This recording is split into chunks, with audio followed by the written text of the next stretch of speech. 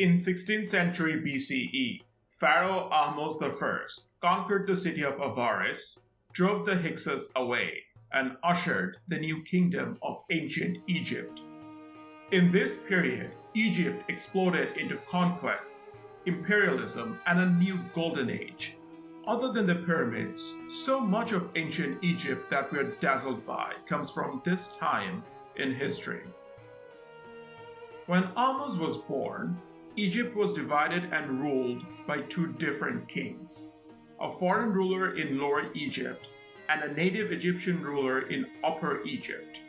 The foreigners in the north were called Hyksos, who were an Asiatic people, and they governed Lower Egypt from their capital in Avaris.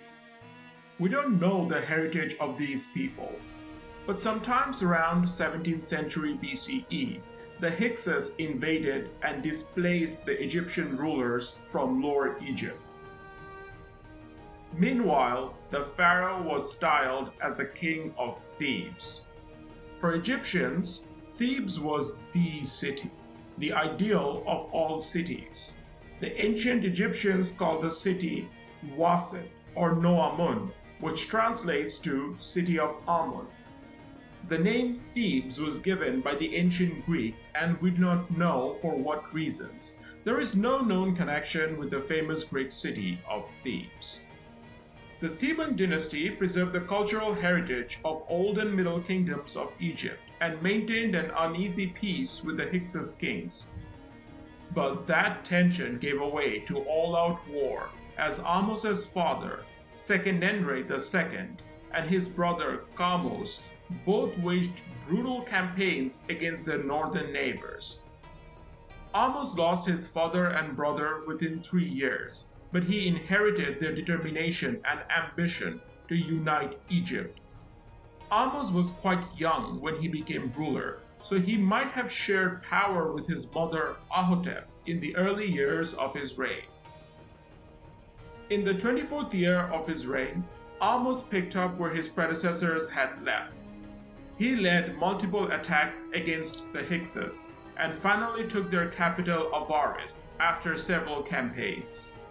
Ahmose took the city of Heliopolis first on the way and then proceeded to invade the Nile Delta. After extensive fighting on land and on waterways around Avaris, he cut off the city from any chance of Hyksos retreat. The siege involved battle fleets and chariots, according to military veterans who took part in the battle. Ahmose took the city and then forced the Hyksos to leave the Nile Delta. He followed up his conquest of Lower Egypt by laying siege to the Hyksos fortress in Sharuhen, which was located just south of modern Gaza in Palestine. Egyptian soldiers raided the nearby areas as the siege lasted 3 years. Once the fortress was breached, people inside were massacred without mercy, and with this brutal conquest, Egypt now had a road to Asia. Meanwhile, in the south, Ahmose's brother Thutmose had already established Egyptian control in Nubia and had set up military bases near the Second Cataract. Ahmose would launch frequent raids along the Nile, weakening the kingdom of Kush. Later, Ahmose had to put down 2 rebellions, and after almost 2 centuries, Egypt was united again. When Ahmose died, he was succeeded by his son Amenhotep I, who was a minor.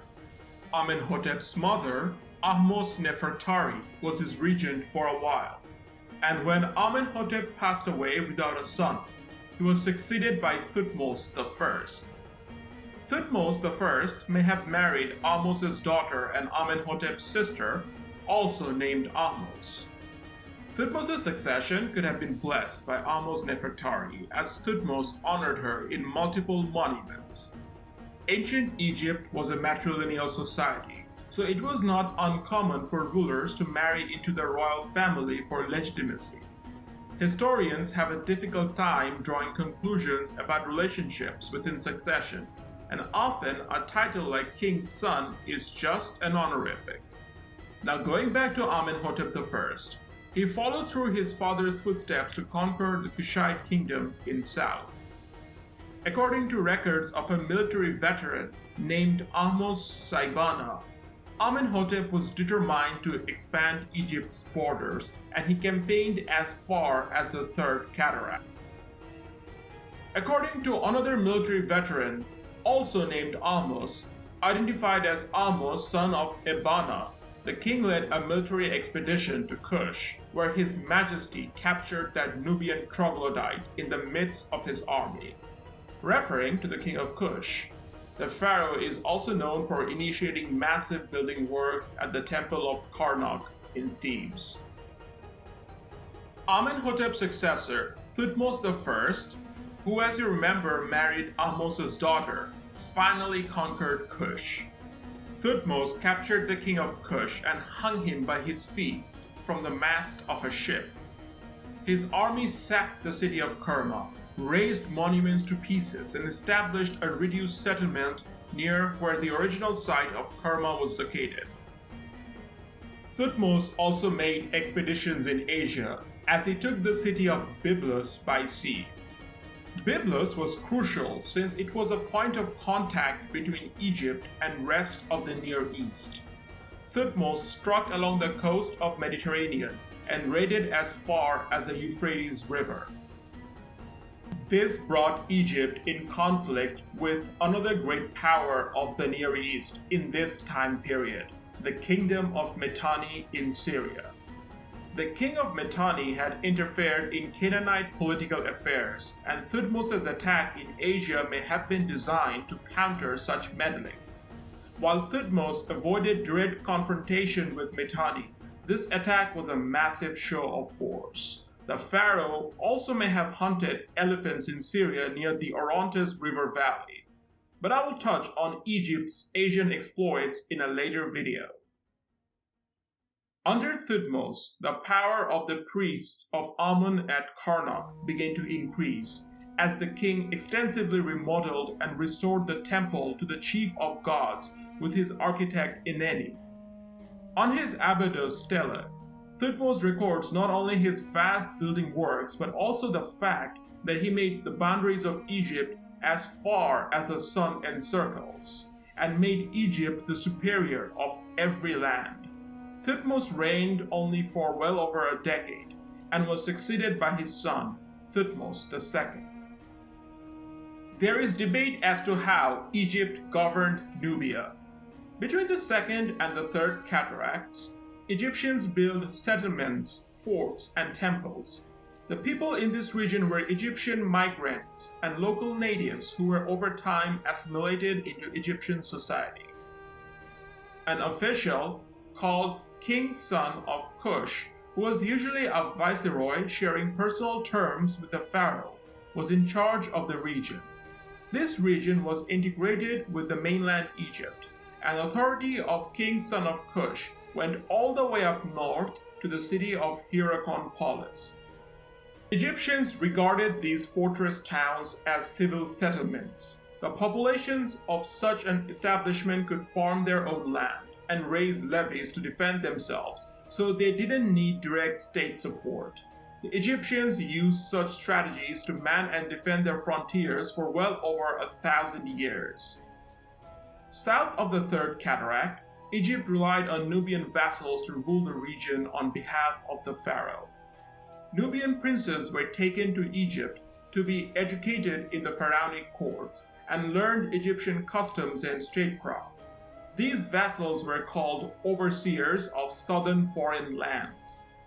Often, these vassals would assimilate within Egyptian culture, taking Egyptian names and religion, and sometimes these vassals would rebel against the pharaohs. Even though these vassals took oath in the pharaoh's name, the vassalage bonds were held in personal terms and only for the lifetime of the treaty partners. So when a pharaoh died, the Nubian vassals would use the opportunity to free themselves from Egypt's grip. And the pharaohs would respond in harsh manner to these rebellions, often showing little mercy by slaughtering all Nubian males except for Nubian royalty. This brutal conquest of Nubia fueled Egypt's economy. Nubian economy was completely integrated with Egypt's, and Nubian gold was a powerful currency. The pharaohs had a virtual monopoly over gold in the Eastern Mediterranean, and this control over gold gave them access to commercial and diplomatic power. It took several decades to pacify Nubia, but this system of control and integration remained for the next 300 years. In the next video in the New Kingdom series, I will explore the stories of the next rulers in succession, the famous female pharaoh Hatshepsut and Thutmose III, Egypt's greatest warrior pharaoh. Thank you for watching.